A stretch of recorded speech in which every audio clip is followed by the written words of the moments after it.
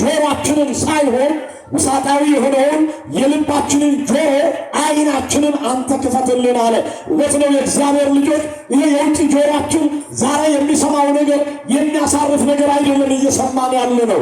የሚያጽናና ነገር አይደለም በውጭ ጆሮአችን እየሰማን ያለ ነው።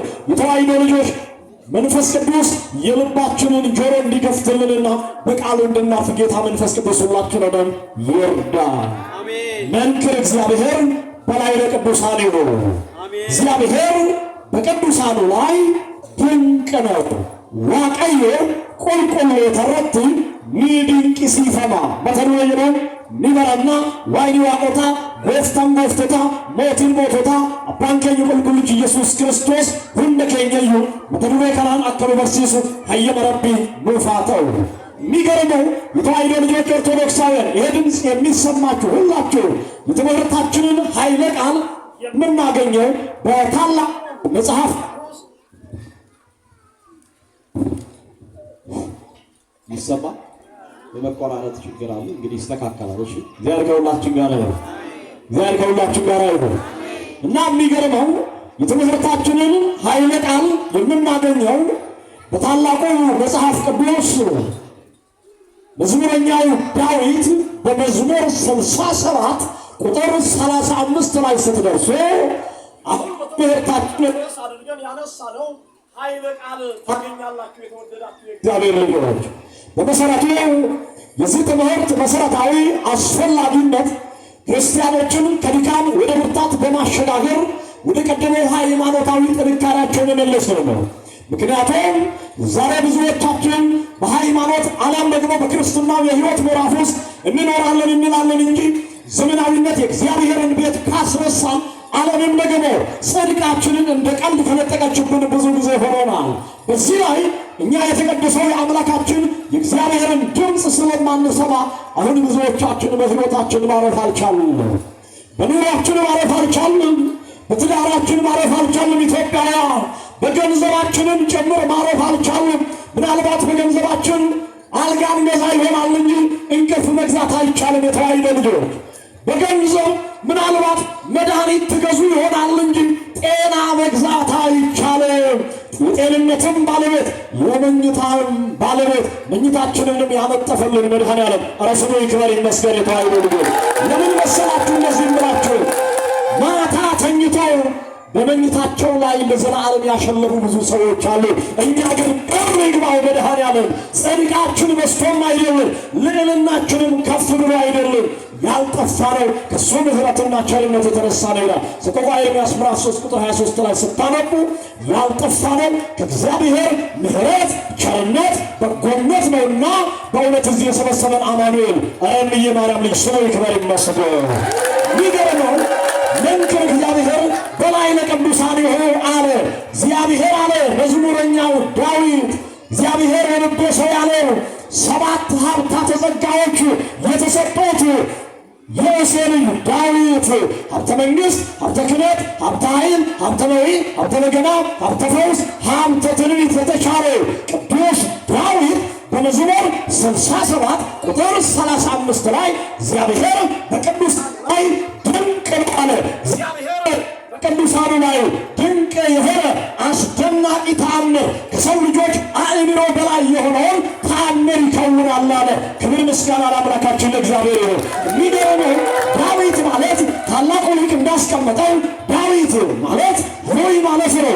አባቱ እሴይ ሲባል እናቱ ደግሞ ሁብሊን ትባላለች። የተወደዳችሁ የእግዚአብሔር ልጆች ልበ አምላክ ክቡር ዳዊት በዚህ በመዝሙር 67 ቁጥር 35 ላይ አሁን እንደነገርኳችሁ ስለ ነገረ ቅዱሳን በተናገረበት አንቀጹ በተለይ ዳዊት እስራኤል ዘሥጋን ለ40 ዘመን ያስተዳደረ ድንቅ መሪ ነው። እግዚአብሔር በእውነት በዚች ሀገር ድንቅ መሪ ይስጣት። አሜን አትሉ? አዎ በእውነት የሚገርም ነው።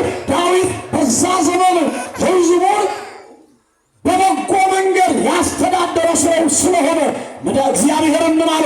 እንደ እሴይ ልጁ የልቤ ሰው የሆነ ወይም እንደ ዳዊት የልቤ ሰው ሆነ ሰው ታገኝም ብሎ መጽሐፍ እንደተናገረው የተወደዳችሁ የእግዚአብሔር ልጆች። ስለዚህ ይሄ ዳዊት ሕዝቡን በመራበት በዛ አስደናቂ ዘመን ውስጥ እግዚአብሔር 7 ትልልቅ ሀብታቶችን ሰጥቶታል።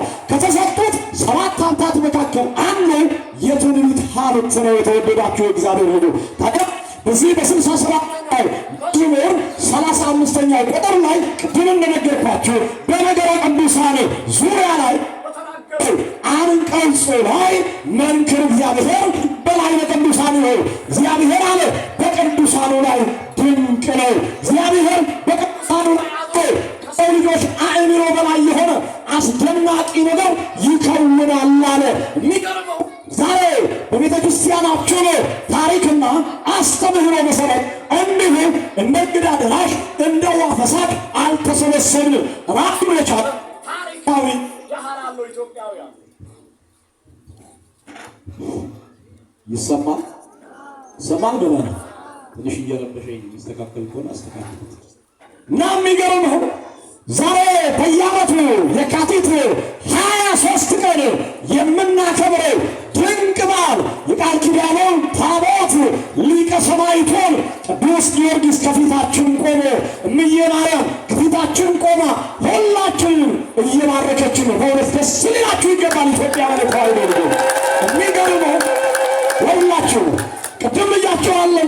ይህንን በዓል እንዲሁ እንደ እንግዳ ደራሽ እንደ ውሃ ፈሳሽ አይደለም የምናከብረው የቅዱስ ጊዮርጊስን በዓል እያልኳችሁ ነው። በእርግጥ እንደ ሀገርም የምናከብረው ትልቅ በዓል አለ። ይኸውም ከዛሬ 129 ዓመት በፊት በአድዋ ላይ በተደረገ በነገራችን ላይ እኛ ኢትዮጵያውያን ይሄ የዛሬውን ቀን የነፃነት በዓል አይደለም የምናከብረው። ልብ በሉ፣ እኛ የድል በዓል ነው እያከበረን ያለ ነው። አራት ወደ ምስጋና ለሊቀ ሰማዕቱ። ስለዚህ የተዋሕዶ ልጆች፣ የእግዚአብሔር ልጆች በመሰረቱ የሁላችሁ ቅዱስ ጊዮርጊስን ታቦቱን አውጥታ ቤተ ክርስቲያን ዛሬ የምታከብረው ያለ ምክንያት አይደለም። የሁላችሁ ጊዮርጊስ ማለት የቃሉ ትርጉም ኮከብ፣ ብሮ፣ ሐረጋዊ፣ ፀሐይ ማለት እንደሆነ ቅዱሳት መጻሕፍት ይናገራሉ። የቅዱስ ጊዮርጊስ አባቱ ዞረንቶስ ወይም ደግሞ አነስጣስዮስ ሲባል እናቱ ደግሞ ቴዎብስታ ወይም አቅሌስያ ትባላለች። የተወደዳችሁ ምእመናን በመሰረቱ ቅዱስ ጊዮርጊስ በአባቱ ሮማዊ ነው። የተወደዳችሁ እግዚአብሔር ልጆች በእናቱ ደግሞ ፍልስጤማዊ ነው። ወይም የዛሬዋ እዚህ ቤሩት የምትባለዋ ከተማ ተወላጅ ነች እናቱ። በአጋጣሚ ሆኖ ያንን አካባቢ ላይ በደንብ ጎብኝቻለሁ፣ አይቼዋለሁ። የሚገርመው የሮማዊ አባቱ ዞሮንቶስና እናቱ ቴዎብስታ በጋብቻ ሕይወት ታሪክ ስናሳጥር ወደ አንድ ከመጡ በኋላ ልጅ ሳይወልዱ ለረጅም ዘመናት እንደውም መጽሐፉ የሚለው ለ30 ዘመን ልጅ ሳይኖራቸው ኖረው ነበር። ልብ በሉ ኢትዮጵያውያን የተዋሕዶ ልጆች፣ የቅዱስ ጊዮርጊስ አባት ዞሮንቶስና እናቱ ቴዎብስታ ጋብቻቸውን ከፈጸሙ በኋላ 30 ዘመን ያክል ልጅ አልነበራቸው። እናም እግዚአብሔር ልጅ እንዲሰጣቸው እግዚአብሔር የአብራካቸውን ክፋይ የልባቸው ማረፊያ የዓይናቸው መተከሻ ይሆን ዘንድ ልጅ እንዲሰጣቸው ይማጸኑ ነበረ ይላል። በመሰረቱ ልብ በሉ፣ ሁለቱ ባለትዳሮች ይላል መጽሐፍ እጅግ የዚህ ዓለም ባለጠግነት የተሰጣቸው ነበሩ። በመሰረቱ የቅዱስ ጊዮርጊስ አባት ዞሮንቶስ መስፍን ነበረ ይላል።